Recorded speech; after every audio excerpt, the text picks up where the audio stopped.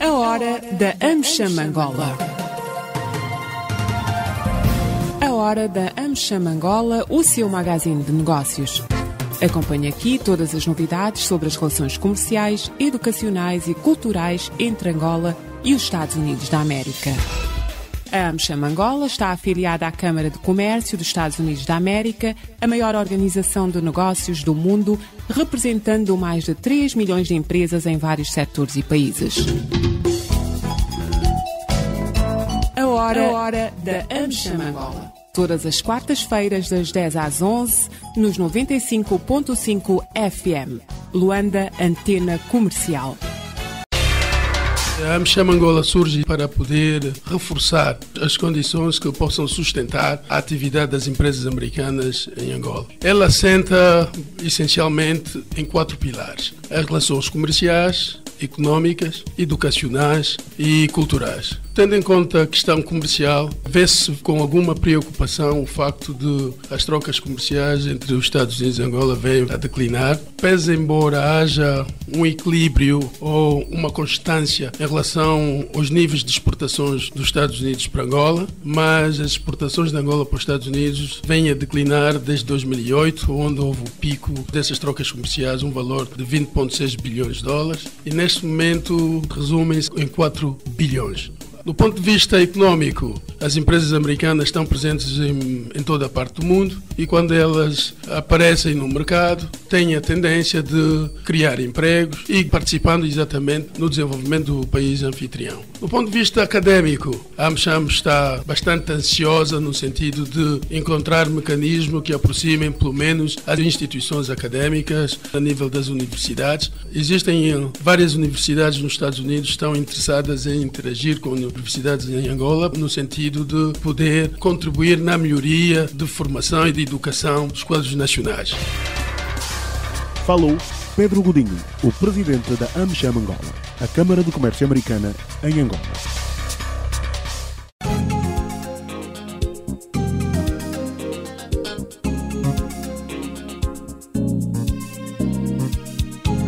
Bom dia, estimados ouvintes da Hora da AmCham. Bom dia também para todos os membros da AmCham Angola e a todos que acompanham religiosamente este programa, A Hora da AmCham, e o nosso painel de petróleo e gás, que na segunda semana de cada mês se reúne para analisar as questões de petróleo e de gás em Angola e no mundo. Hoje o nosso tema é um tema que podemos dizer que está na moda, o conteúdo local, porque temos uma nova lei que se espera que entre em vigor o mais breve possível e procuramos empresários do setor de petróleo e gás e também José Oliveira para perceber qual é a fotografia do conteúdo local hoje no nosso país, o que é que se espera do conteúdo local, o que mudou a nível da legislação e quais são as expectativas dos empresários que já estão há algum tempo nesta questão da prestação de serviços aos petróleos. Vou passar a apresentar os meus convidados, começando pelas senhoras, dizendo já boas-vindas, começar pela vice-presidente da ACEA, que é a Associação das Empresas Autóctones de Prestação de Serviços da Indústria Petrolífera, a senhora Berta Issa. Também tem vários anos de petróleo, esteve na Sonangol e agora está do outro lado como empresária. Berta Issa, muito bom dia, bem-vinda à Hora da AmCham. Bom dia, Joel, estimados ouvintes. Antes de mais, obrigada pelo convite. Chamo Berta Issa, tenho acima de 14 anos de indústria petrolífera, como analista financeira e os últimos anos como estrategista. Há 3 anos que formei a minha empresa, sou a fundadora e diretora-geral da Inga Rose. A Inga Rose é uma empresa de consultoria e desenvolvimento de negócios. Nós concebemos e desenvolvemos e implementamos projetos nas áreas de finanças, operações, recursos humanos. Todos os projetos que nós desenvolvemos têm sempre uma componente muito económica e social e esse é um dos meus maiores papéis na associação como vice-presidente. A associação é uma associação que veio para promover, garantir e desenvolver a força de trabalho nacional e as empresas locais dentro do setor petrolífero. Muito obrigado, Berta, bem-vinda. Vamos também dar as boas-vindas a outra senhora. Hoje, como dizia em off e a brincar, temos o perfume feminino e mostramos que o mundo dos petróleos não é um mundo só de homens. Vamos apresentar outra empresária, que é a diretora-geral da Female Oil Service, Márcia Pita. Márcia, muito bom dia. Bem-vinda à Hora da Amcham. Bom dia, Joel. Bom dia, caros ouvintes. É muito bom estar aqui hoje e falarmos de um tópico super importante para todos nós e para o futuro do nosso país. Eu tenho mais de 10 anos de experiência na indústria óleo e gás. Female Oil Field Services presta serviços de coring, drilling services, manutenção de pipelines e, obviamente, procurement, como a maioria de todas as partes faz. É um prazer estar aqui. Obrigado, Márcia. Também connosco está Frederico Martins Correia, ele que é partner da Deloitte para petróleo e gás. Frederico, bem-vindo uma vez mais e bom dia. Bom dia a todos, bom dia caros ouvintes, bom dia Joel e muito bom dia aos nossos ilustres convidados. É um prazer estar com a Berta, com a Márcia aqui. Muito gosto em recebê-las, seguramente terão grandes contributos ao tema de hoje, não tenho dúvidas nenhumas. Espero que seja um bom momento para todos, uma boa discussão.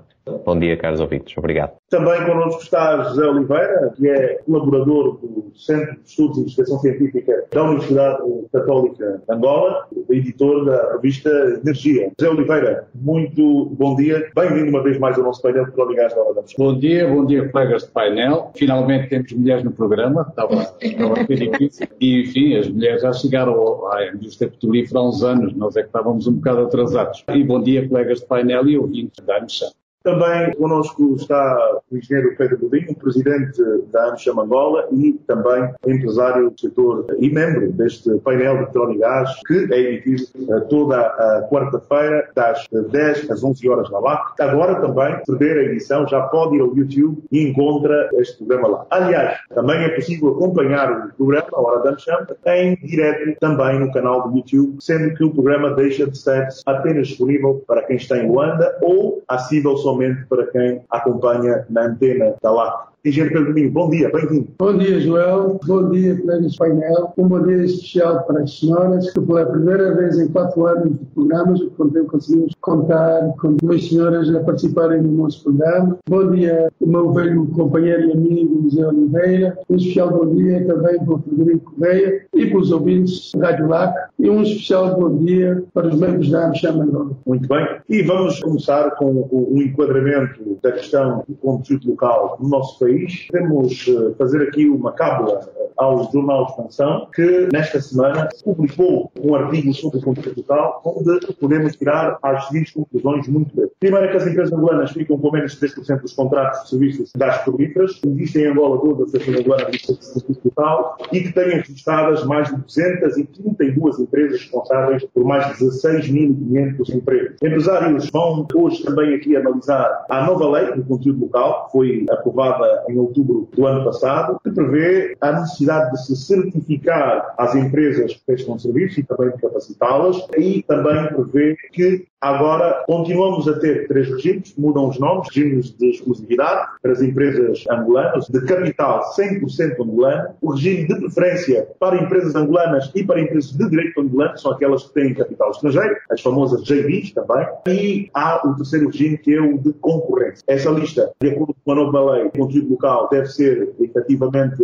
publicada e atualizada anualmente pela concessionária, a Agência Nacional de Petróleo e Gás, e nós aqui vamos analisar não somente a lei, mas aquilo que é a expectativa dos empresários sobre essa questão. Diz-se que dos 10 mil milhões que nos últimos 25 anos circularam em média anualmente no setor dos petróleos, apenas 3% ficou com as empresas 100% angolanas e os menos de 7% ficou com as joint ventures. Estamos, em termos práticos, a falar que os valores médios desses 10 mil milhões, apenas, em média, 300 milhões de dólares ficaram, em média, para empresas 100% angolanas, enquanto 700 ficaram para as joint ventures entre companhias angolanas. Números frios e duros. Também são 232 sociedades comerciais angolanas e direito angolano que atualmente prestam serviço à indústria petrolífera. Fala-se que já foram mais. O Ministério do Petróleo diz que tem cadastradas 2.000 e números de outros especialistas falam que nos últimos 5 anos tínhamos até 600. O facto é que hoje registadas negociações estão 232, obviamente devem existir outras que não estão registadas. Eu vou começar sempre pela nossa enciclopédia para enquadrar o José Oliveira. José Oliveira, conteúdo local é um tema que não é novo. Embora a lei tenha sido aprovada, já existia um decreto executivo de 2003 que também estabelecia. Curiosamente também tinha 3 regimes, mas uma nota muito importante que me fez lembrar um amigo nosso, o Dr. Lado Carvalho, diz: Joel, conteúdo local não começou em 2003. Conteúdo local começa com o PSA, o Production Sharing Agreement, porque é aí que se começou a fazer um forcing para que as empresas angolanas entrassem no setor. Eu queria que o José Oliveira contasse um pouco desse histórico. É ou não possível termos conteúdo local? Durante muitos anos, especialmente os primeiros anos, até talvez ao virar do século, conteúdo local tinha graves problemas para se implementar. Implementaram-se algumas grandes GVs, algumas feitas com a Sonangol, outras feitas poucas com empresas privadas. Aliás, eu não sei quantos anos tem a do Godinho, mas já é bastante antiga.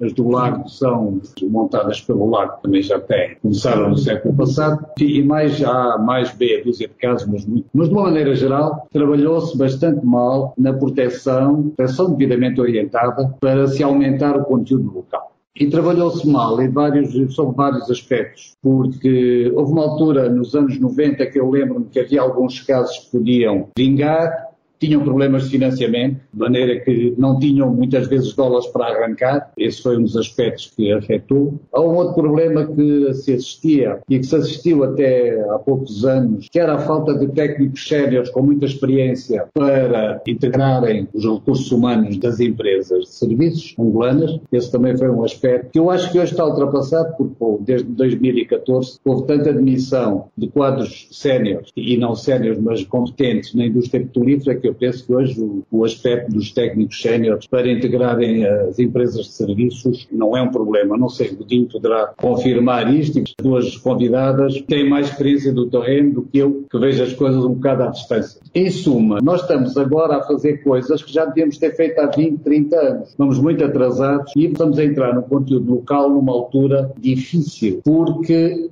há uma tendência de todas as companhias, nos últimos já uns anos, de diminuir ao máximo os custos. E às vezes as empresas locais, é-lhes muito difícil ter algum lucro, acompanhar preços de empresas estabelecidas. Quando se está a começar, isso às vezes é difícil. Mas é a realidade, não fizemos o que podíamos ter feito nos anos 80 e 90 e não apanhamos o boom para implementar o conteúdo local, tirando as grandes GVs que trabalharam com a Sonangol e de uma maneira ou de outra conseguiram fazer alguma coisa. Nesta falta de apoio, hoje nós temos a agência, mas a falta de apoio durante muitos anos foi da Sonangol como concessionário. Eu lembro-me, por exemplo, ao virar do século, que se pensou que iam começar quadros séniores da Sonangol a sair, a reformar-se, que lhes foi prometido apoios para montar empresas de serviços e depois na prática os apoios não funcionaram, em muitos casos. Isto assim, em suma, um bocado ao histórico, é o que me apraz dizer. Zé, e para quem está a ouvir agora, se calhar há necessidade de explicar isto. E é efetivamente isso do conteúdo local? O conteúdo local é tudo que se possa fazer por empresas locais, sejam elas 100% angolanas ou sejam elas com capitais estrangeiros. Um dos aspectos que o conteúdo local tem, quando a gente quer passar das coisas simples para coisas sofisticadas, dos vários ramos de engenharia que estão ligados aos petróleos, normalmente, para se começar, tem de se encostar e para ganhar know-how rapidamente a um parceiro estrangeiro. Não vai demorar muito tempo para fazer o percurso de aprendizagem. Até porque se nós formos analisar os casos de sucesso, serão um pouco mais de meia dúzia de empresas angolanas que estão na área de serviços.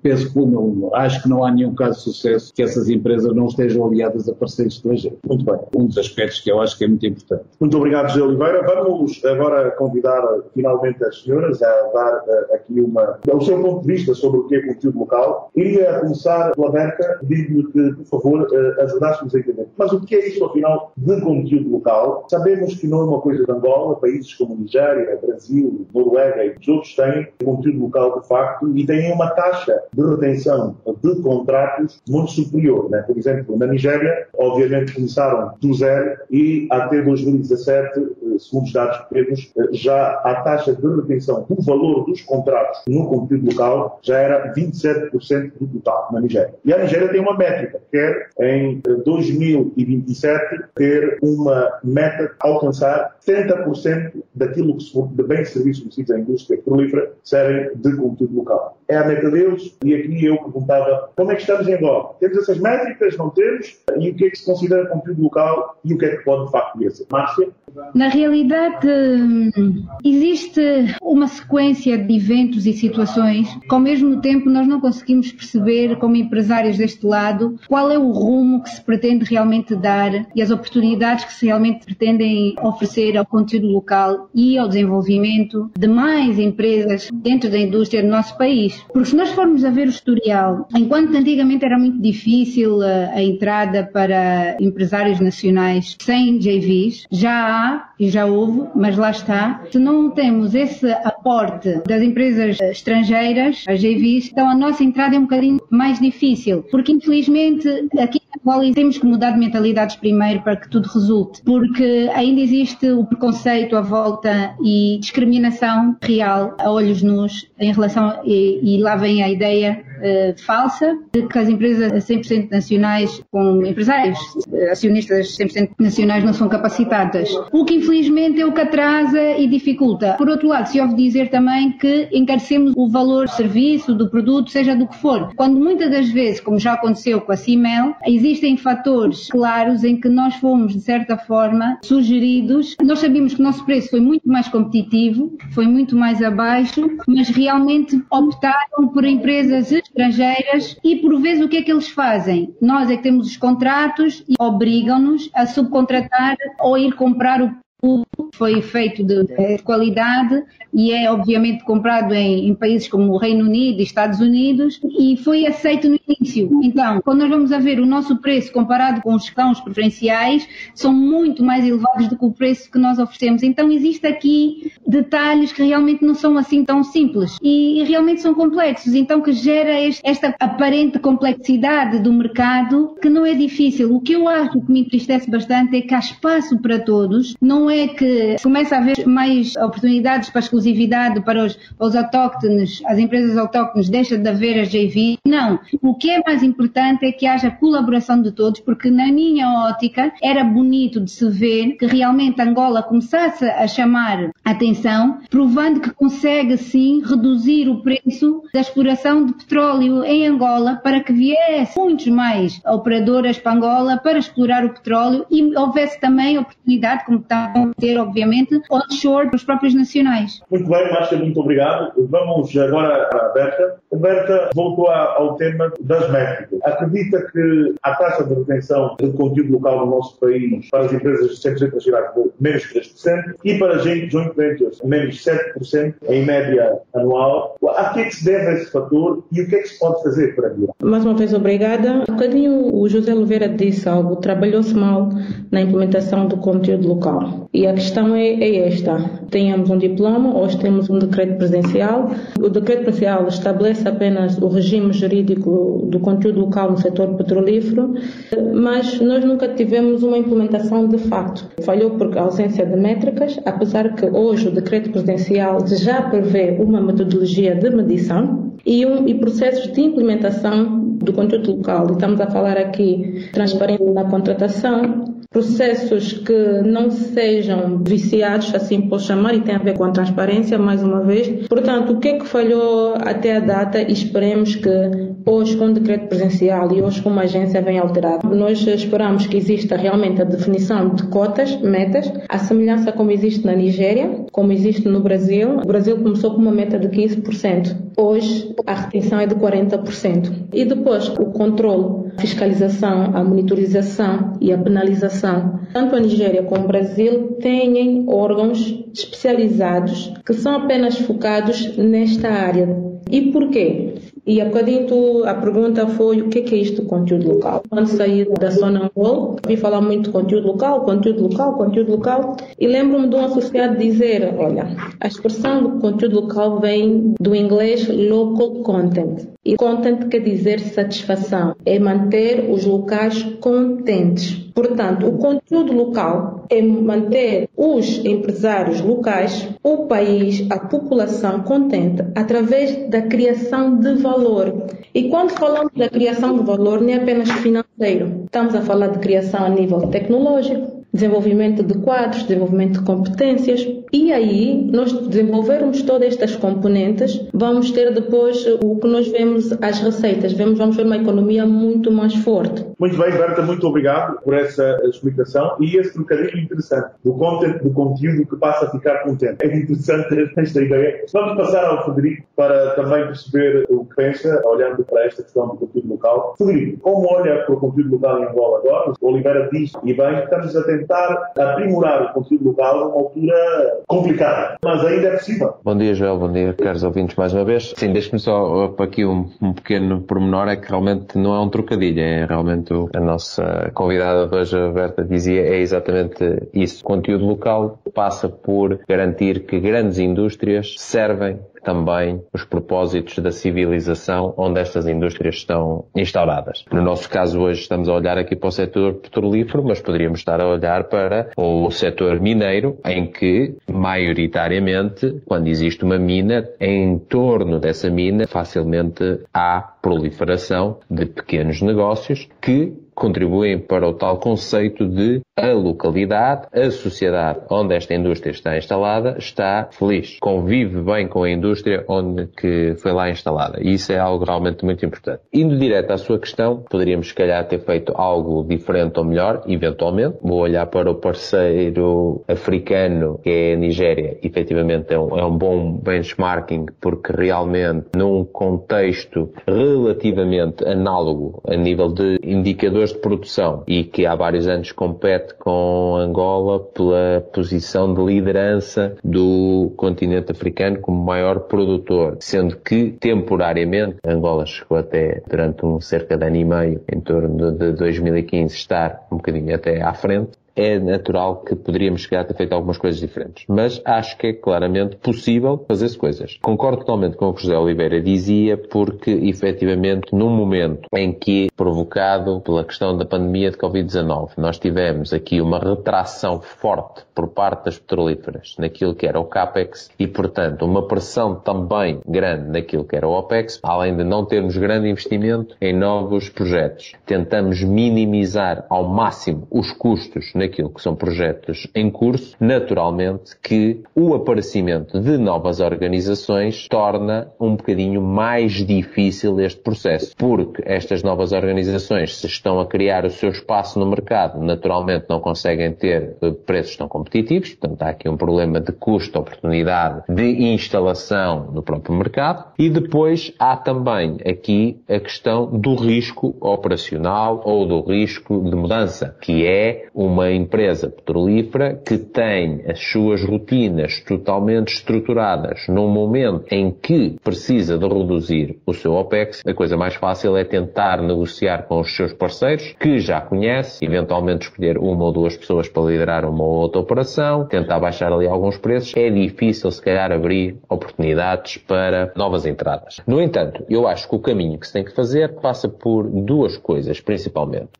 A regulação que já existe tem que ser aplicada e tem que ser inclusiva. Quando eu falo de uma regulação inclusiva, é que o regulador pode passar por a agência, poderia passar pelo próprio IRDP, porque nós muitas vezes pensamos no conteúdo local numa ótica da exploração e produção de petróleo e gás, mas nós podemos ter conteúdo local ao longo de toda a cadeia de valor. E tem que ser inclusivo porque tem que ser uma alavanca positiva da construção deste conteúdo local. Portanto, não é tanto andarmos aqui a controlar se existe presença de operadores nacionais em projetos, mas sim fomentar que exista consistência para esses operadores nacionais estarem em projetos. Nomeadamente, acho que há aqui duas coisas que se podem fazer. Essa inclusão pode passar por puxar um bocadinho também a banca nacional para projetos petrolíferos e que não sejam, mais uma vez, de exploração e produção, porque quando estamos a falar, por exemplo, da aquisição de uma licença para exploração, mesmo que seja onshore, essa licitação é um investimento avultado, mas eventualmente criar um pequeno parque de armazenagem na zona mais interior do país, ter 2 ou 3 postos de abastecimento que eventualmente no passado estavam até com investimento estrangeiro nas mãos de quadros nacionais, puxar para um conjunto de serviços de manutenção de postos de abastecimento várias empresas nacionais, isto é possível. E é possível ser financiado por capitais de banca comercial angolana, porque estamos a falar de projetos de dimensão relevante, mas não exaustiva. E, portanto, acho que aqui, entre a regulação do setor petrolífero, haver alguma correlação no setor financeiro, era uma alavanca positiva e que podia puxar pela economia angolana de 2 formas, quer pelos operadores que estão ligados ao setor petrolífero, quer pela própria oportunidade de novos projetos para a banca comercial angolana. O segundo ponto passa por haver também um conceito comum e que pode passar, por exemplo, por aquele tema que esta semana vimos, de eventualmente, por exemplo, uma EN e uma BP terem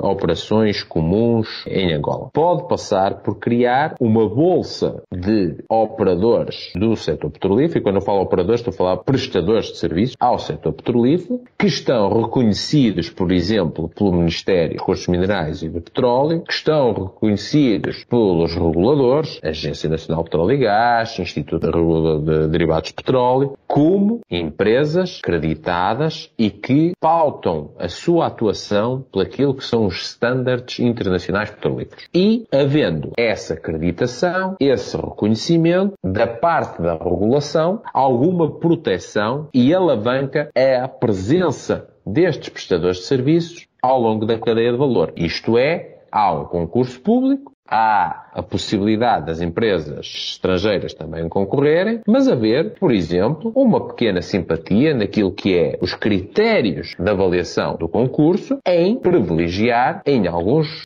itens da operação, estes prestadores de serviços que estão baseados em Angola, que cumprem os regulamentos de acordo com os estándares internacionais e que, portanto, eventualmente até podem ser ligeiramente mais caros, mas vão prestar um serviço de igual qualidade e contribuir para a economia local.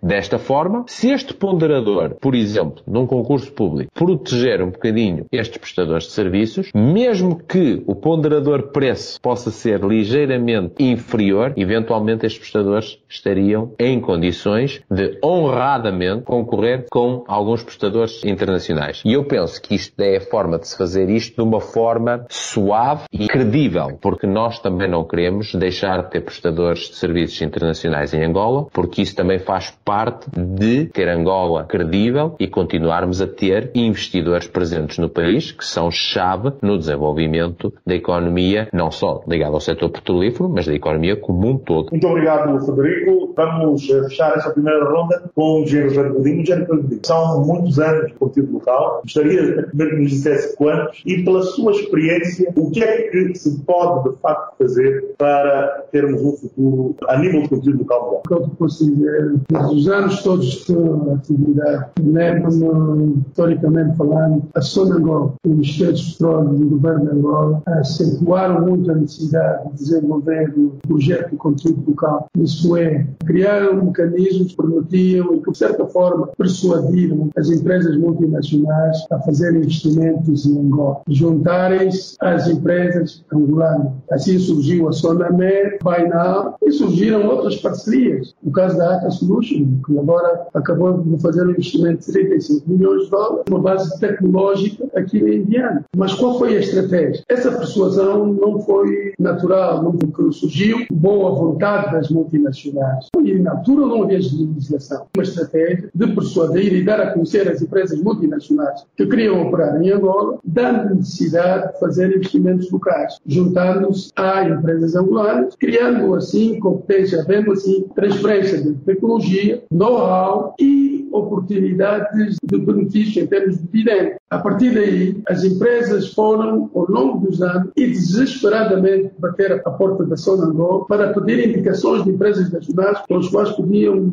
fazer a parceria. É certo que esse princípio foi desvirtuado por parte de alguns decision makers. Esse é o lado negativo dessa estratégia. Mas, por outro lado, aquelas empresas que fizeram um casamento perfeito, encontraram um parceiro nacional com dinamismo, com entrega, pragmatismo e com ajudaram-nos a penetrar no mercado angolano, essas empresas foram bem sucedidas, tanto as multinacionais como as empresas locais. Hoje, com muita tristeza, alterou-se o princípio, permitindo que as empresas multinacionais entrem ao país, independentemente de parcerias ou não. O que ela vai fazer é perguntar: se eu consigo concorrer sozinho, porque antigamente a empresa submetia, podia ter a tecnologia de ponta mais sofisticada, do ponto de vista tecnológico, podia ter a proposta comercial mais atrativa que pudesse ser. Um dos aspectos que depois condicionava a sua inclusão na lista dos concorrentes era exatamente a sua participação em termos de conteúdo local. E isso tinha um peso que se aproximava aos 40% na avaliação. Conteúdo local. Estás presente? Estás associado a uma empresa nacional? Não. Então, meu amigo, prepara-te, vai. Isso para quê? Para evitar que Angola continuasse a potenciar as outras economias no país. Nasceram daí muitos jovens. Este princípio foi desvirtuado por alguma falta de transparência e compliance por parte dos decisores,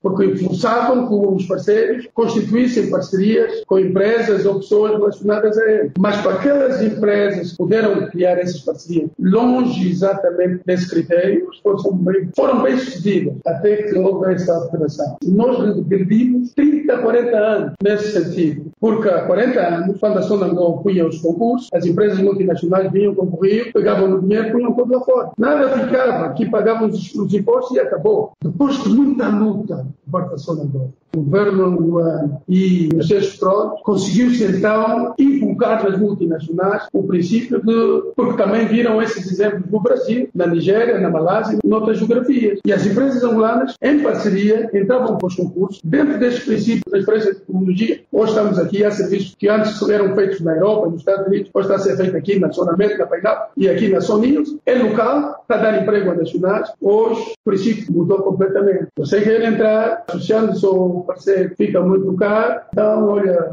entra sozinho, não precisa de conteúdo local. Aí, sabe o que aconteceu? As empresas que nunca apresentaram uma relutância em seguir o percurso do conteúdo local foram criando esquemas e foram fazendo alguns negócios. Algumas foram bem sucedidas, outras não. Essas hoje dão festa. E aquelas que cumpriram a risca, criaram parcerias com angolanos, hoje começam a enfrentar e a questionar: eu se posso ter esses lucros sozinho, por que eu vou partilhar isso com o meu parceiro nacional? E sabe o que está a acontecer? Criar conflitos, abandonarem a joint venture, voltarem para concorrerem sozinhos, porque aí o lucro será maior. Eu vou dar um exemplo real e que aconteceu. Em 2008, houve o lançamento dos concursos dos blocos do onshore. Na altura, o presidente Zé Eduardo decretou, criou um incentivo para as empresas nacionais. Bastava que para isso as empresas angolanas tivessem numa participação numa joint venture mais de 51%, os incentivos para poderem entrar nos blocos. Essas gigantes, as multinacionais que estavam interessadas em entrar, fizeram as contas e disseram: com este decreto, nós tentamos entrar sozinho, não teremos sucesso. Joel, 2008, as multinacionais andaram a bater portas das empresas angolanas. Se quiserem entrar,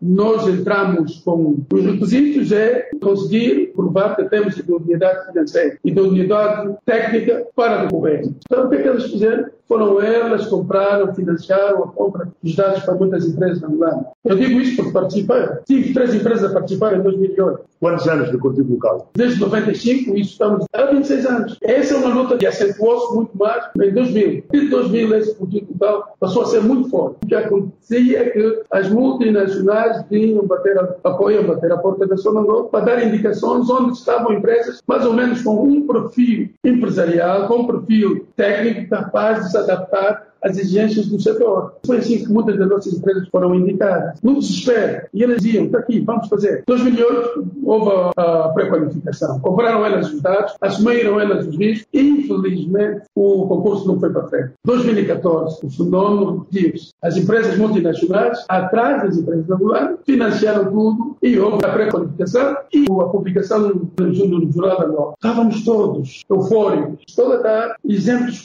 reais, vividos no mercado. As empresas angolanas iam a propor e, naturalmente, a recuperação dos custos seriam feitos exatamente quando houvesse o retorno do investimento. investimento, começasse a ver os receitos. Hoje, não havendo esse critério, as empresas multinacionais dizem: por que eu vou me juntar a uma empresa angolana? Vou dividir os resultados do meu trabalho, as nossas receitas, preferível é 100%. E aquelas que já cá estão com parcerias, estão a criar agora um clima de fricção com os parceiros angolanos, de forma a dissolverem as empresas e viverem aqui como governo sozinho. E agora, fala-se deste jogo, hoje já não se pode contar com essas empresas. Hoje já não se pode contar com o cenário vivido em 2014. Eu recomendo aqui, para que se não desmantele por completo o conteúdo local, é necessário que se faça uma avaliação dos critérios e mesmo de forma discricionária, a agência leve sempre em consideração um peso na altura da avaliação, quando há um concurso, há votações e prefeitos em função da proposta comercial, da proposta técnica e outros critérios. Se calhar, admitir um critério que as empresas multinacionais ou não, que estiverem associadas a angolanas, comecem já com 49% já de vantagem. É muito. É discricionário. Não se exige que elas estejam em Angola, mas discricionariamente a gente poder dizer: olha, se essa empresa, uma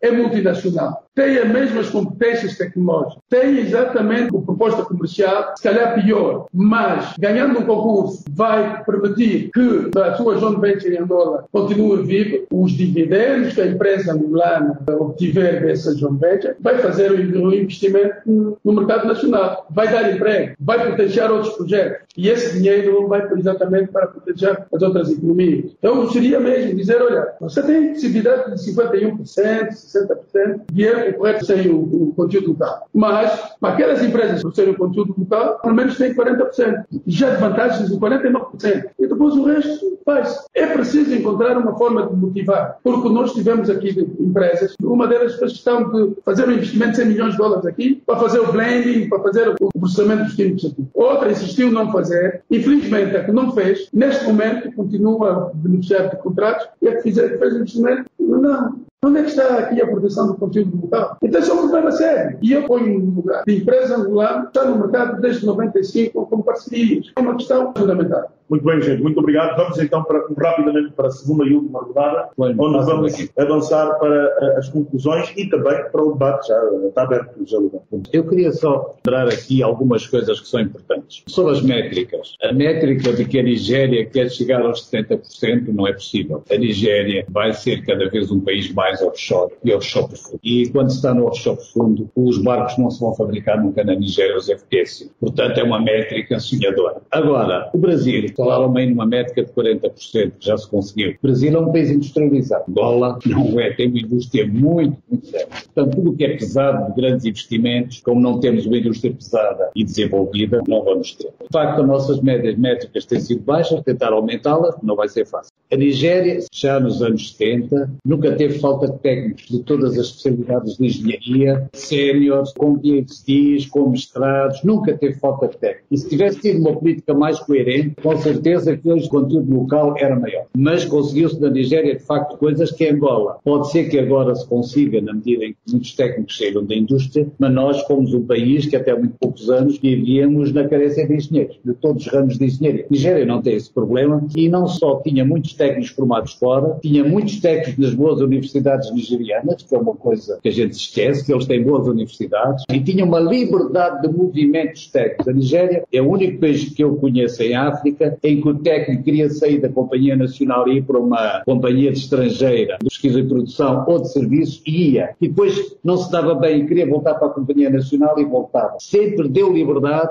para movimentos técnicos. Isso teve coisas muito úteis. Este é um dos aspectos. Outro aspecto que é importante que as pessoas esquecem é que a Nigéria tem ainda uma grande produção onshore. Isso facilita o conteúdo local. Se nós tivéssemos onshore, tínhamos muito mais conteúdo local. Se agora o onshore começar a desenvolver-se minimamente, não vamos ter o nível da Nigéria, mas se começar a desenvolver, nós vamos ter facilidades de aumentar o conteúdo local. O onshore é muito facilitador disso. E a finalizar, lembrar que as empresas de serviços, para absorverem know-how, têm de ter um corpo de técnicos superiores competente e com experiência. Know-how faz por cima, não há transferência de know-how por baixo, é por cima. E o que é importante que este país encontre é financiamento bancário para as empresas de serviços quando apresentam um contrato, terem acesso agora que os pagamentos locais são feitos em kwanzas, terem acesso a divisas rapidamente, não vão ser grandes montantes, mas não podem andar à espera 15, 3 semanas, um mês, de ter acesso a divisas para pagar serviços, se forem componentes dos serviços que vão prestar à companhia,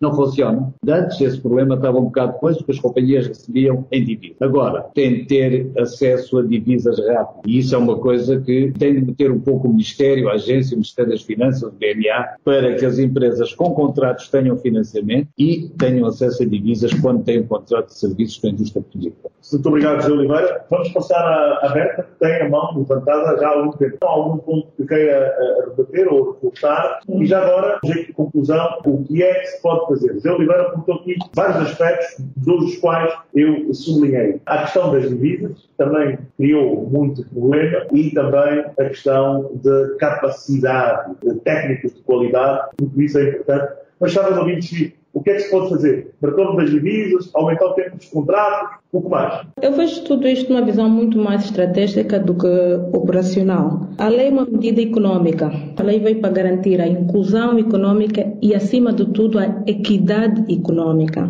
Nós vemos no artigo 4 objetivos, falamos de proteção e promoção de competitividade, fala-se de promoção de empreendedorismo nacional e fortalecimento do empresariado nacional. Tudo isto é para criar condições para desenvolvimento de uma economia. Fala-se de acreditação, reconhecimento, não. A lei veio para criar condições. Quando falamos de equidade econômica, estamos logo a dizer que não existe igualdade. Nós somos um país, tal como falaram aqui alguns dos meus colegas do painel, que ainda não temos as condições ótimas de operação. E para piorar a situação, o empresariado nacional não teve oportunidade de operar neste setor ao longo dos anos, contribuir para a produção do barril. Não é só a nível de exploração, não. O Frederico disse muito bem, é uma cadeia completa. Então nós podemos atuar em vários segmentos. Nós podemos priorizar os segmentos que vamos atuar nos primeiros anos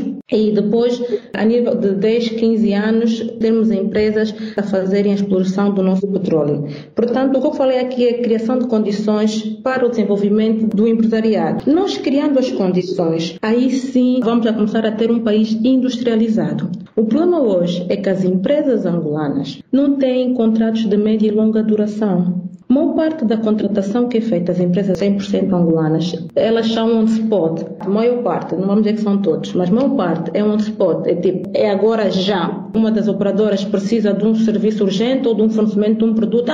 Lembra-se de uma empresa angolana e chama. Não nos permite planear, não nos permite fazer projeções, não nos permite crescer. Não nos permite recrutar, acima de tudo, e nós falamos que esta lei veio para a promoção, para a criação de emprego e qualificação da mão de obra nacional. Só que sem oportunidades, sem contratos de média e longa duração, nós não podemos começar a fazer planos de contratar pelo menos 100 trabalhadores. Além da contratação, não podemos fazer planos para investir no desenvolvimento da mão de obra destes trabalhadores, enviar pelo menos para um curso, para uma formação de 3 anos, e sabemos quando o trabalhador vier com mais competências, a empresa ainda vai existir porque nós temos contratos de longa duração.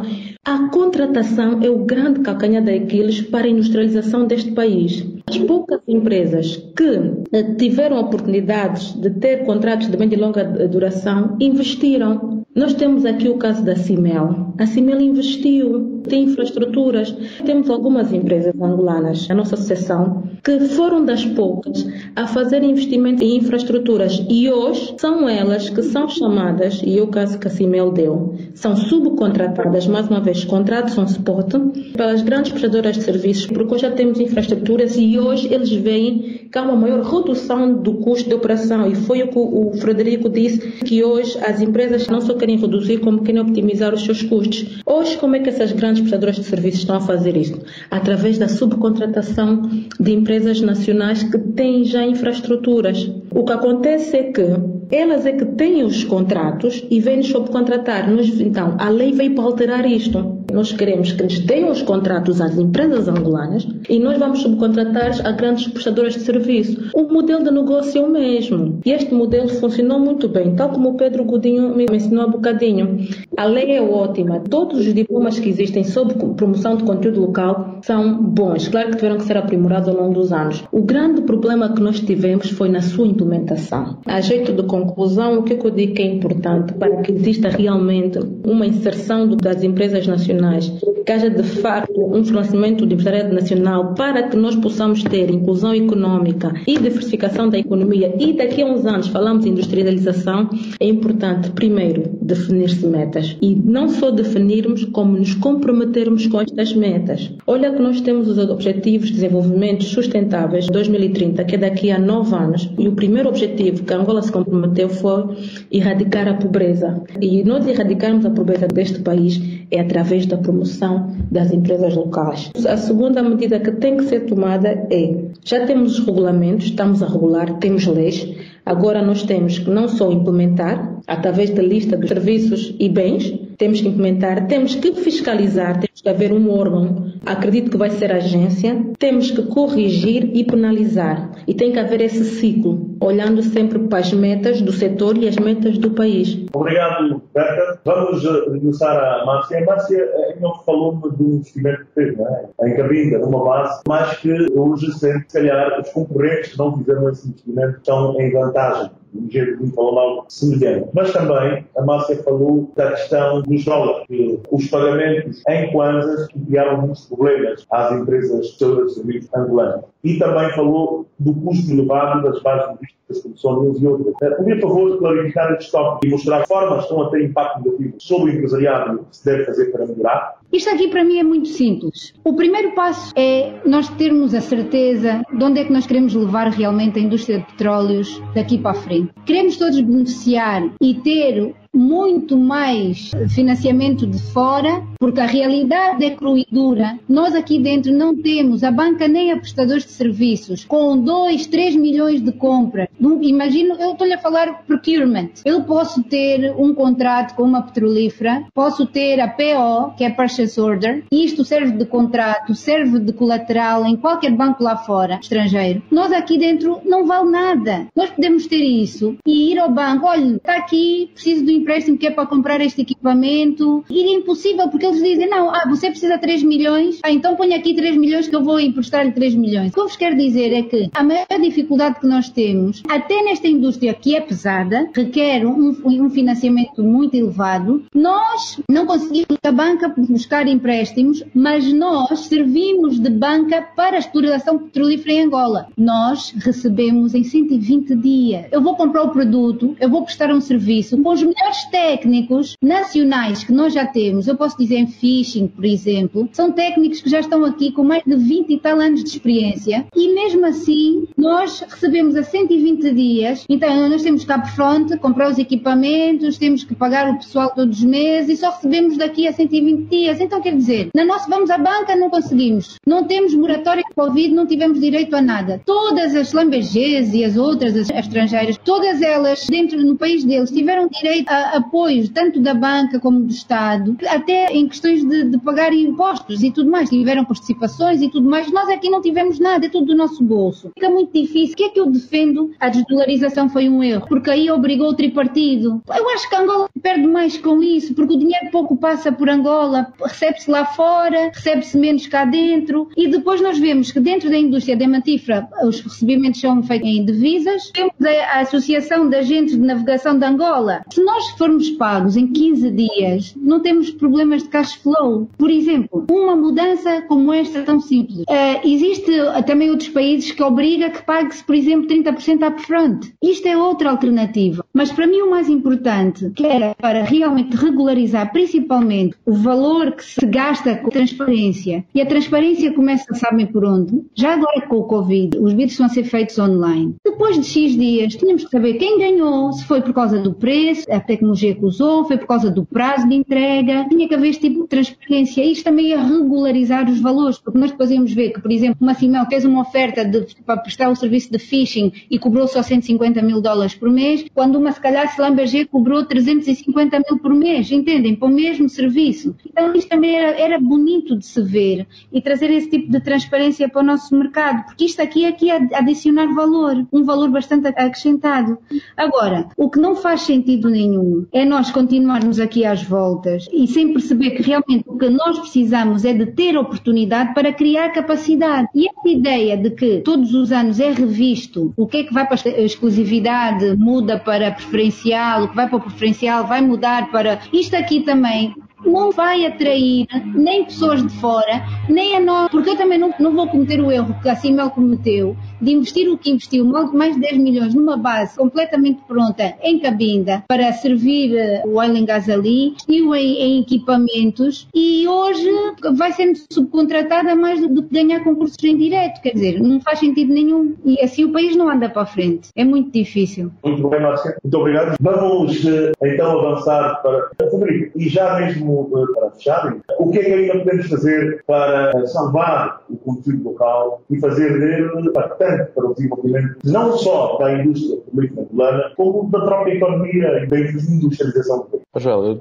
eu penso que repescava, se me permite, um pouco aquilo que foi o meu input na primeira parte do programa. Portanto, acho que passa realmente por haver aqui alguma regulação que fomente isso, que, recapitulando também uma opinião que o Pedro Godinho também partilhou e que estava alinhada com aquilo que passei de termos um ponderador que favoreça estas organizações que estão nestas condições, poder concorrer em standards internacionais com capacidade local, mas de acordo com a operação de rigor internacional, e acho que é muito importante então eventualmente puxar a banca nacional para este tema, porque eu acho que isso sim cria uma dinâmica positiva, não é? Porque se nós tivermos, naturalmente que a banca comercial nacional procura projetos para investir. Estas empresas, e como a nossa convidada da Berta falava, estas empresas fizeram investimentos. Existem ativos físicos e ativos intelectuais que estão ao serviço do setor. Acho que trazer também ou despertar a Banca Nacional para este tipo de projetos vai ser relevante, porque eles vão estar também a ter acesso a projetos que tenham estrutura qualificada para chegar a bom porto. Por outro lado, as organizações que fizeram investimentos elevados para entrar no mercado, agora precisam de ajuda para eventualmente operacionalizar e darem resposta a um conjunto alargado de cadernos de encargos e de outros projetos que vão aparecendo, que eventualmente, neste momento, não conseguem honrar sozinhas, porque já realizaram o tal investimento de CAPEX para se posicionar no mercado há 1 ano, ou 2 ou 3 anos atrás. Para mim, passa mais uma vez por o regulador fomentar alguma ligação com outros reguladores, neste caso, por exemplo, o Banco Nacional de Angola, 2 ministérios ou mais envolverem-se no tema, não só o Ministério dos Petróleos, podemos passar, por exemplo, pelo Ministério da Indústria, porque pequenas destas empresas têm que fazer, por exemplo, manufatura de ferro. Se calhar são tutelados pelo Ministério da Indústria e não pelo MIRENPET apenas. Acho que é uma coligação entre os ministérios que podem estar diretamente visados ou indiretamente impactados por esta dinâmica e a capitalização destas empresas por via da banca comercial. Acredito que seria realmente profícuo para todas as partes. Muito obrigado. Pedro Godinho, em conclusão, recomendação. Penso que devemos ver exatamente a estratégia ligada ao local content, o que qualquer lei que se crie tem que levar em conta a atratividade do mercado, número 1. Número 2, até o princípio básico de encontrar mecanismos que permitam que a Angola beneficie dos dividendos, dos recursos que são gerados a partir do exercício da atividade no setor do oil and gas, porque como regredimos de tal forma que uma boa parte do dinheiro que é gerado aqui no mercado estão a beneficiar outras economias. Eu acho que o processo que se está a viver agora representa o processo de 25, 30 anos. Portanto, é exatamente a recomendação é que se vê essa situação no sentido de garantir que É para as multinacionais sintam-se atraídas, não por livre e espontânea vontade, mas simplesmente que é necessário fazer investimento no país. E isso é a estratégia. Muito bem. Obrigado, engenheiro Pedro Godinho. Vou agradecer a presença dos nossos convidados, especial das nossas convidadas hoje. Márcia Pita, ela que é diretora-geral da Cimel Food Service. Muito obrigado. Bom dia. Esperamos continuação do excelente quarta-feira e esperamos contar consigo em próximas oportunidades. Muito obrigada a todos. Foi um prazer estar aqui e estarei sempre disponível para outras ocasiões. Muito obrigada. Também Berta Issa, ela que é vice-presidente da ACEA e também diretora-geral da Inglewood. Berta, muito obrigado. Contamos consigo para próximas ocasiões. Obrigada eu pelo convite. Joel, bom dia. Ouvintes da rádio. E vamos continuar a promover a inclusão económica, equidade económica e inclusão do género, né? Exatamente. Frederico Martins Correia, muito obrigado uma vez mais. Um forte abraço, continuação de excelente quarta-feira. Espero que contar consigo a próxima ocasião. Muito obrigado, caros ouvintes. Muito obrigado ao companheiro painel. Foi uma boa discussão. Uma boa semana para todos. Felicidades. Obrigado. Zé Oliveira, como sempre, muito obrigado e espero contar consigo em próximas ocasiões. Bom dia a todos, aos colegas de painel e aos ouvintes. E este assunto dos serviços e do local content acho que tem de ser discutido mais vezes. Fica aqui o compromisso. Engenheiro Pedro Godinho, muito obrigado. Esperamos contar consigo. Muito obrigado, colegas do painel. Muito obrigado, Joel. Especial obrigado aos rádio-ouvintes. Muito obrigado por estar do outro lado. Já sabe, esse programa conta com a produção e realização da produção de Joel Costa. António Santos responsabiliza-se pela qualidade sonora. Ficamos aqui com a promessa de, naturalmente, regressarmos na próxima semana com outra rubrica, mas esta rubrica do Petróleo e Gás, o painel, vai regressar no próximo mês, ou seja, em julho, na segunda semana. Cá estaremos com outro tema. A todos um forte abraço. Continuação de excelente quarta-feira e boa semana. A hora da AmCham Angola. A hora da AmCham Angola, o seu magazine de negócios. Acompanhe aqui todas as novidades sobre as relações comerciais, educacionais e culturais entre Angola e os Estados Unidos da América. A AmCham Angola está afiliada à Câmara de Comércio dos Estados Unidos da América, a maior organização de negócios do mundo, representando mais de 3 milhões de empresas em vários setores e países. A hora da AmCham Angola. Todas as quartas-feiras, das 10 às 11, nos 95.5 FM. Luanda, Antena Comercial.